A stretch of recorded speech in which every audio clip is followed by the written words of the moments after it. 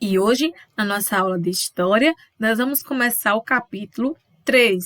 Aí no livrinho de vocês, né, nós vimos capítulo 1 e 2, falou sobre a religião, sobre a religiosidade na antiguidade, e hoje vamos conhecer um pouquinho, né, da religião, né, dos mitos e crenças indígenas e afro-brasileiras.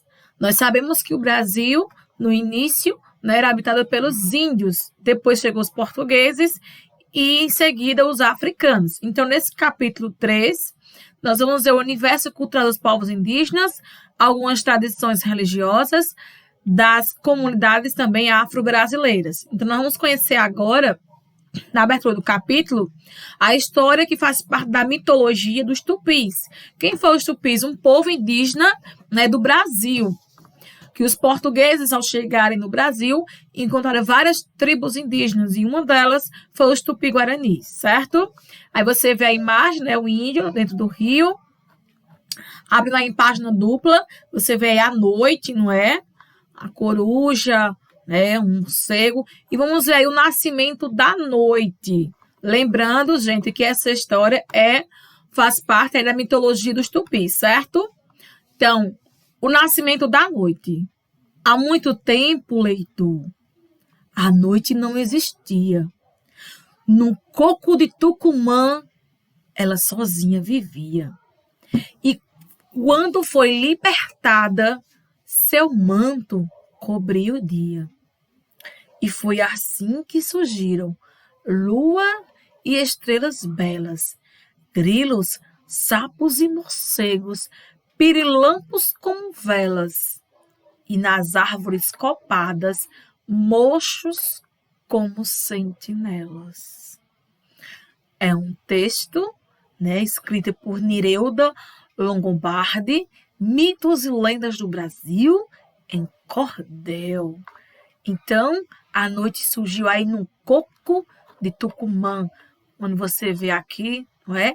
Tucumã, né, com o coco aí na mão. A noite surgiu aí dentro desse coco, né? O coco de Tucumã. É uma lenda, né? Um mito dos tupis. E baseado nessa história, né, nesse mito, vamos ver aí a abertura do nosso capítulo. Converse com o professor e colegas. Segundo a história, como nasceu mesmo à noite, né? Nós acabamos de ver que nasceu no coco de Tucumã. E ela vivia o quê? Sozinha. Junto com a noite, o que mais foi criado? O que foi criado? Nós vimos aqui o quê? Lua e estrelas belas, grilos, sapos, morcegos, pirilampos como velas e mochos como sentinelas. Você conhece outro mito contado por povos indígenas? E histórias de origem africana? Você conhece alguma? Por exemplo, nós vimos, né, na semana do aniversário de Águas Belas, nós vimos a lenda da baleia, né, na igreja matriz. Que outras lendas você conhece, né? Lendas indígenas, lendas de origem africana? Conte pra gente aqui no grupo, compartilhe conosco que lendas você conhece, tá certo? Aí na página 28, vamos conhecer um pouquinho sobre mitos, né? Muitos povos, muitas crenças, certo? Nós vimos que o Brasil é diverso em sua cultura. Então, hoje no Brasil temos o quê? Cerca de 900 mil indígenas divididos em 305 grupos culturais. A exemplo disso, temos aqui na cidade a tribo indígena Funiô, né? A tribo indígena que mantém aí sua língua materna, o Iatê, além de 274 idiomas nativos. Como há uma grande diversidade, né, de sociedades indígenas, as crenças e tradições religiosas desses povos também são muito variadas. Assim como outros grupos, as comunidades ameríndias também transmitem seus saberes, né, por meio dos mitos. Essas histórias que são passadas de geração em geração. Então, até hoje, a principal maneira de fazer isso é por meio da fala, não é? Então, a tradição vai passando de pai para filho, de geração em geração, através dessa contação de história. Quantas histórias a gente não sabe que a gente ouviu aí de nossos avós e bisavós, né? São histórias, gente, que vêm passando milhões de anos, né? Que vão passando de geração em geração. Então, apesar da diversidade de culturas, alguns temas são comuns nos mitos indígenas. Isso acontece porque ao longo da história os povos nativos se encontraram, trocaram histórias e aí partilharam conhecimentos. Tipo, uma pessoa de uma tribo que encontrou com uma pessoa de outra tribo. E aí eles compartilharam suas histórias, certo? Então, nessas histórias narrativas, nós encontramos personagens que viveram, sabe onde? No início dos tempos. Quando os homens e os animais podiam conversar entre si. Nós vimos muitas histórias em que seres inanimados falam, pensam, né? Sim? Essas histórias falam de quê? De aventuras, descobertas, transformações. Por exemplo, como os seres vivos se tornaram diferentes entre si. Além disso, os mitos contam como os homens aprenderam a viver em sociedade, né? A realizar atividades em seu cotidiano. Que atividades são essas? Caçar, pescar, fazer festa, trançar redes, cestos, entre outras, não é? E aí você vê essa imagem aí dessa Índia, não é? Pescando aí no rio. Entre outras funções, os mitos explicam como os povos indígenas aprenderam, né, a fazer suas atividades. Aí você vê essa mulher da etnia indígena Wikipeng, aliás, a pesca por meio de rede. Olha como é diferente essa rede, né, que eles pescam.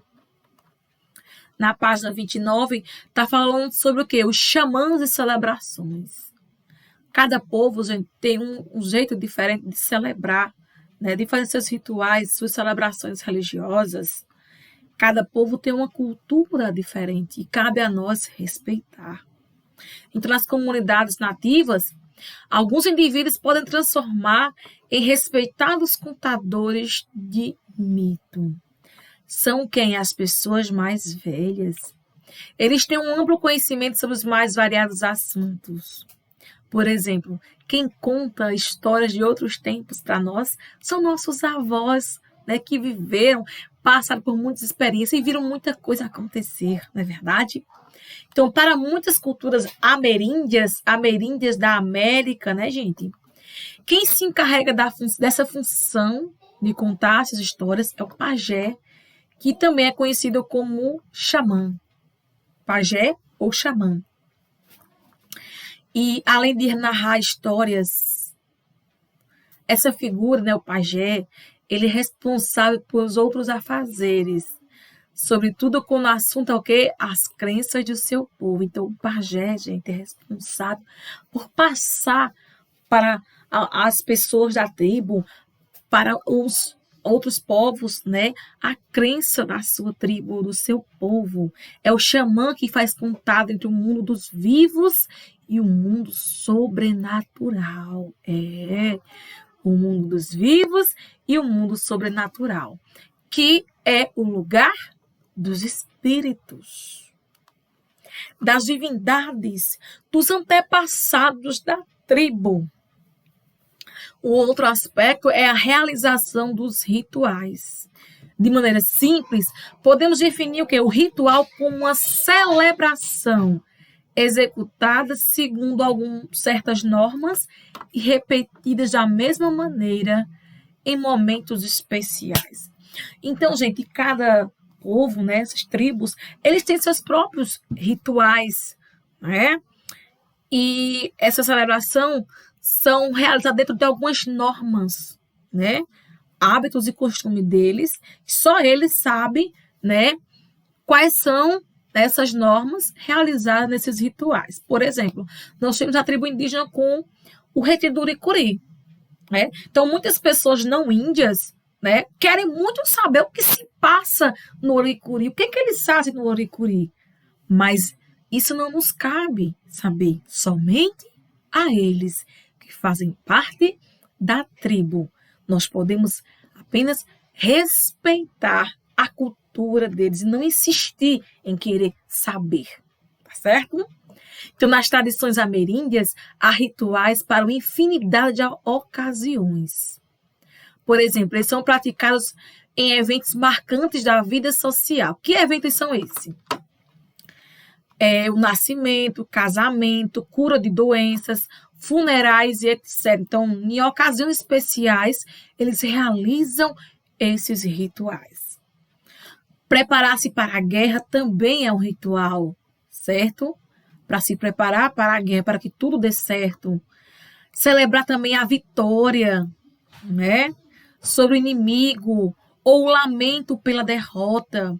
Fenômenos da natureza também contam como rituais, por exemplo, como a chuva, né? A colheita dos alimentos, as mudanças da estação do ano, a ocorrência de queimada. Então, tudo isso, gente, são motivos para celebrar, né? Quando termina a colheita com lavoura, tem que agradecer. A chuva, né? É um ritual para agradecimento. São momentos especiais na vida da tribo. Então, nessas ocasiões, o xamã, né, novamente, ele ganha um papel importante de destaque, uma vez que ele invoca o quê? As divindades e outras entidades que são associadas a um determinado ritual. Então, o xamã, o pajé, geralmente, né, ele é uma pessoa idoso na comunidade, porque ele tem várias histórias dos antepassados para passar para gerações futuras, certo? E aí o pajé, o xamã, é a liderança religiosa respeitada por todos. Além, né, de narrar os mitos do seu povo, o xamã, ele também é responsável pela ligação entre o mundo natural e o mundo espiritual. Então, essa imagem aqui é o pajé do povo tucano, né? Pajé ou xamã. Na página 30, tem uma atividade para você responder, né, com base nesse texto que nós acabamos de ler, certo? O número 1, para você completar com essas 4 palavrinhas. O número 2, você vai completar essas 4 frases aí. Respondendo essas perguntas, você completa a sua cruzadinha, certo? E aqui na página 31, o interpretando, falando aí, né, sobre algumas divindades, né, da mitologia indígena. E aqui você tem aqui as divindades da mitologia indígena, que é o Tupã, Jaci, Guaraci, Ayangã. Então, tem 4 aí, não é? E aí, sobre esses 4 deuses aqui, divindades, a mitologia indígena, você vai responder essas 4 perguntinhas. Essa número 4 aqui, que é para escolher a divindade que você conheceu, imagine como ela seria e represente por meio de um desenho uma folha sulfite. Essa questão 4 não precisa fazer agora não, tá certo, gente? Porque não vai dar tempo agora não, tá certo? Então, você responde aqui até o terceiro, ok?